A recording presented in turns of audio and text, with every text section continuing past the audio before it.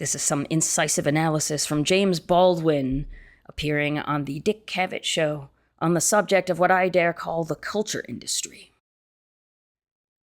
To watch the TV screen for any length of time is to learn some really frightening things about the American sense of reality.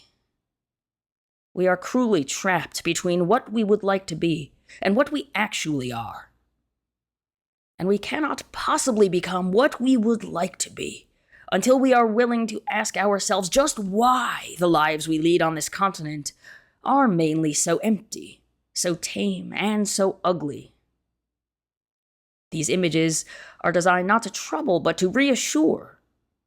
They also weaken our ability to deal with the world as it is, ourselves as we are. At this point, Dick Cavett introduces Professor Paul Weiss, professor of philosophy at, embarrassingly for Yale. Now, Cavett asks Weiss if he heard anything he would disagree with in what Baldwin has said. Weiss says, "I disagreed with a good deal of it, and of course there's a good deal I agree with. But I think he's overlooking one very important matter, I think. Each one of us, I think, is terribly alone. He lives his own individual life. He has all kinds of obstacles, the way of religion, or color, or size, or shape, or lack of ability. And the problem is to become a man." Baldwin replies, "But what I was discussing was not that problem, really. I was discussing the difficulties, the obstacles, the very real danger of death thrown up by the society when a Negro, a black man, attempts to become a man." Here, Weiss objects. All this emphasis upon black man and white does emphasize something which is here, but it emphasizes, or perhaps exaggerates it, and therefore makes us put people together in groups which they ought not be in. "I have more in common with a black scholar," says Weiss, "than I have with a white man who was against scholarship. And you have more in common with a white author than you have with someone who is against all literature. So why must we always concentrate on color, or religion, or this? There are other ways of connecting men." Baldwin says, "I'll tell you this.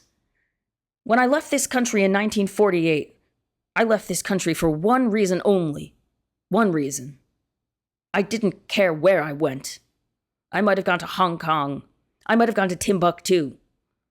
I ended up in Paris, on the streets of Paris, with $40 in my pocket, and the theory that nothing worse could happen to me there than had already happened to me here.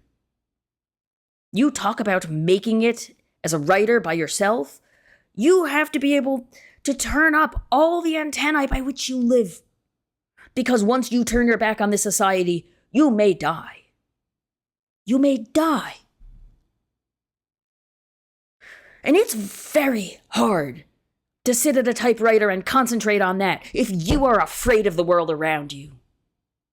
The years I lived in Paris did one thing for me.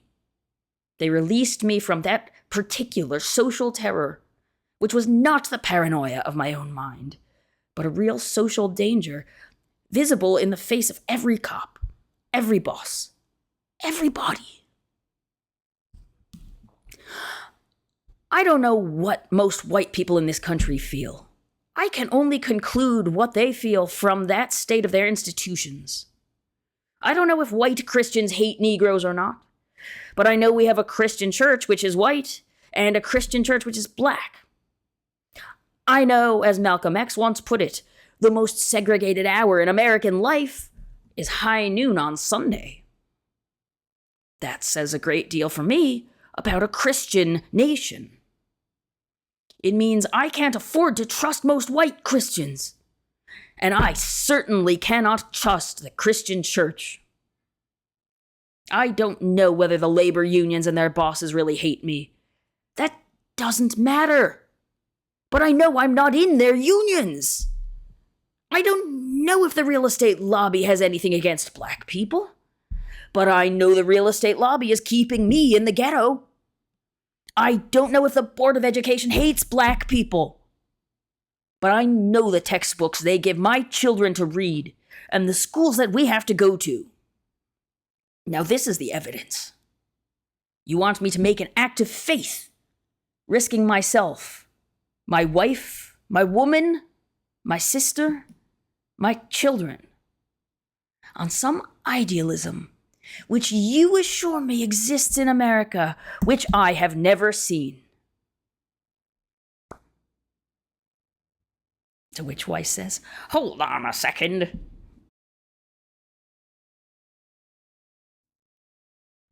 One of the things that I appreciate about this is, this is compliments to nobody in particular, but the fact that Paul Weiss's objection, no, everybody is lonely. You don't understand, James Baldwin. You don't understand.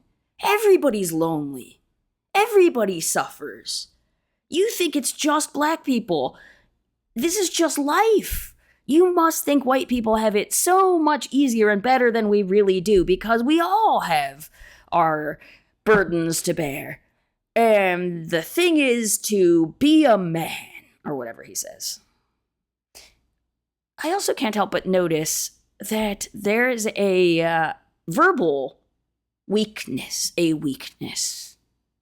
an unintelligence, a lack of critical proficiency in this Yale professor of philosophy. I don't have to be embarrassed for Yale. I didn't go there. I'm embarrassed anyway. I am embarrassed for philosophy. Fuck this. I mean, the fact that Paul Weiss isn't just one Paul Weiss. I mean, the fact that there's been so many of them, and they're still here, and they still ask questions like this. And it's not just conservatives. It's people in my life, which doesn't mean I don't have any conservatives in my life. It's people in my life. I hope you understand.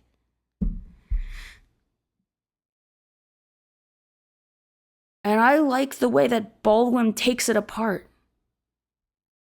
And the way he doesn't waste a word.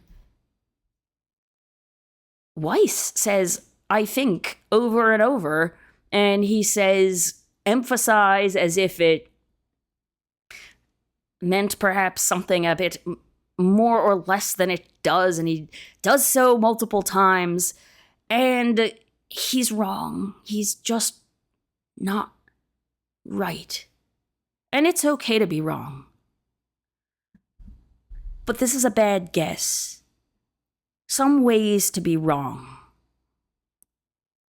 are more okay than others. It's okay if you don't know a thing. It's not okay if you get up in front of people and you bullshit them in the name of philosophy. Fuck that. And I like what Baldwin says about the role of the culture industry in it, about what it has to do with entertainment. I love that he says that on the Dick Cavett Show. I don't know too much about the history of the Dick Cavett Show, but I love that this is said on mass media, on television, mass distributed, piped into everybody's TV in, I think, 1969 or some other year of American glory. And I like that Baldwin gets around this question of intent, because people in my life, smart people, liberal people, very, very, very smart people, leftists, smart leftists, neoliberals, whatever, but the point is, very smart people say things to me, like what Weiss says. And when Baldwin cuts through this question of, oh, they don't mean it like that. Oh, you don't understand, James Baldwin. They don't mean it bad. They don't hate you. Nobody hates you. Or maybe some people hate you, but they're a virulent minority with bed sheets on their heads instead of their bed. Nobody actually said that in here. But the point is, that's sort of what people are driving at when they act like Baldwin's professions of genuine social, physical, spiritual danger are delusions of the mind, are things the product of emphasis mislaid, of exaggeration. He says those words. Weiss does. Those weak, stupid words. And when he says, as people have said to me, let me explain it to you, James Baldwin. Let me explain it to you. I have more in common with Paul Weiss, have more in common with a black academic than I have with a white anti-intellectual. That may be true, but it isn't the point. And Paul Weiss, what would he say if every black intellectual he knew was asked, what do you think of Paul Weiss? And they said, guy's a schmuck. Would that bear on the proposition at all? The experiment shall never come to pass. It never could. La, la, la, la, la. That's philosophy for you, isn't it? Good job, Yale. I love how Baldwin cuts through and says it's not about what people think. It's not about what people feel. It's just about what the institutions do, and it's not about the individuals in them. It is. But it's about a culture insisting on reproducing itself, which is to say reproducing an image of itself in a particular light, a particular way, in order to keep certain realities real and certain realities not real. But the catch is that the attitude cannot be real. The attitude toward reality has got to be diminished, undermined, if the society is going to keep reproducing itself in the way that it has been. And so that is why I love it when Baldwin says, I don't know what most white people in this country feel, but I can only conclude what they feel from that state of their institutions. I love it when he says, I can't afford to trust most white Christians, and I certainly can't trust the Christian church. I love it when he says, I don't know whether the labor unions and their bosses really hate me. I know I'm not in their unions. I don't know if the real estate lobby hates me. The real estate lobby is keeping me in the ghetto. I don't know if education hates me, but look at this fucking textbook.